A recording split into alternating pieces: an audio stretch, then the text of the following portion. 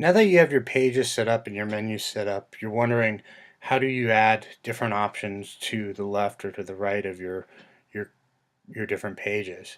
This is going to depend on your theme options. In our theme options, you can see here that we have our page title set up. We have not put in a header picture image, and we have put in our kind of our body text right here for our page. But you can see along the right hand side here, we have a whole missing column, and you're wondering how to fill that. There's two options. You can make it a full page option, so that column's not even in there in the first place, or you can add different widgets within your WordPress website. In order to do that, you want to just go to the appearance button. You want to go into widgets. Within the widgets, you can add various different options to those right hand columns. Now this is going to be very dependent on the theme that you've chosen and how that's laid out, or how your theme is custom programmed depending on what choice you've made. In this particular theme, you can see the post sidebar here. You can see the page sidebar, before content, after content. In our example here, where we had that area that was missing, that was our page sidebar. This is done through simple drag and drop. There's a few things that we can do. Is we can actually add pages. We could come in here and we can add other information, recent comments from our blog, let's say, and we want to do customized text, so we can put an advertisement or maybe a picture along that right hand sidebar. It just depends on what you want.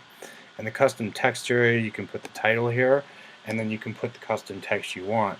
It's helpful to know HTML code, because if you know HTML code, this will accept HTML, so you can include pictures, videos, pretty much anything you want to along that right hand sidebar.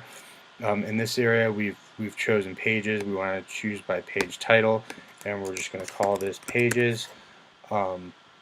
From here, we're going to do recent comments, so we'll just call that recent comments.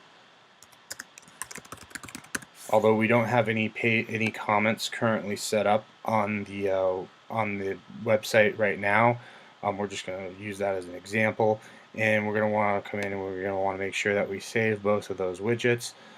From there, we could come in here and see if there's any other options. Let's throw a calendar in there just for an example, and we'll put that in here. Now these will pop up in whatever order that you decide to have. So you just drag and drop these however you'd like. From there, we've got everything saved, so we'll come over, we'll just click to reload our page. Well, now what happens is we have all our stuff that we have set up initially, and you can see all these different widgets on the right hand sidebar.